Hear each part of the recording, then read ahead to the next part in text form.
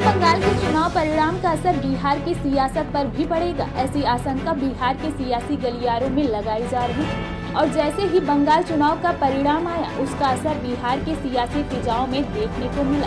BJP के विरोधी तो उसे घेर ही रहे थे, वहीं अब उसके सहयोगी भी ममता को बधाई देकर सियासत में नए संकेतों की ओर इशारा कर रहे हैं। बता दें, बंगाल चुनाव के वक्त प्रधानमंत्री मोदी कहते थे कि दीदी बोले खेला होवे, बीजेपी बोले विकास होवे, लेकिन नतीजों ने साफ कर दिया कि खेला तो बीजेपी के साथ ही हो गया। 200 के पार जाने का दावा करने वाली बीजेपी 80 के पार भी नहीं जा सकी, इसलिए विरोधी दल उनकी हार पर चुटकी लेने के साथ साथ ममता को बधाई भी दे रहे हैं। वहीं कतार में बीजेपी के सहयोगी भी आकर खड़े हो गए हैं। बिहार से बीजेपी के साथियों ने ममता के लिए बधाई संदेश भेजा। जेडीयू के बड़े नेताओं में नीतीश कुमार के बेहद करीबी उपेंद्र कुशवाहा ने ट्वीट करके ममता बनर्जी को जीत की बधाई देते हुए जिन शब्दों का प्रयोग किया वो बड़े संकेत देते हैं। उपेंद्र कुशवाहा ने ट्वीट करके लिखा है कि भारी चक्रव्यूह तोड़ना पश्चिम बंगाल में फिर से शानदार जीत के लिए ममता बनर्जी आपको बहुत बहुत बधाई हो। जाहिर है उपेंद्र कुशवाहा ने एक तरफ ममता बनर्जी को जीत की बधाई दी तो दूसरी तरफ इशारों में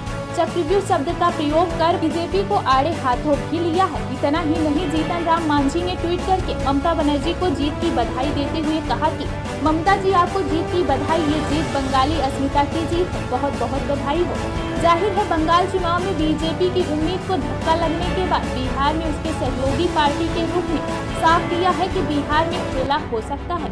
बताया जा रहा है कि बिहार के चुनाव परिणाम आने के बाद से भी बीजेपी नेताओं के तेवर काफी बदले दिख रहे हैं। जो जेडीयू हम और बीआईपी को पच नहीं रहे हैं, अब नतीजों के बाद सहयोगी के तेवर तल्ख हैं, जबकि बीजेपी खामोश सियासत में यह गहना गहनी खेला होवे की तरफ इशारा कर रही है। इसका फायदा आरजेडी को भी हो सकता है। अब देखना होगा कि बंगाल का बिहार पर क्या असर पड़ता है।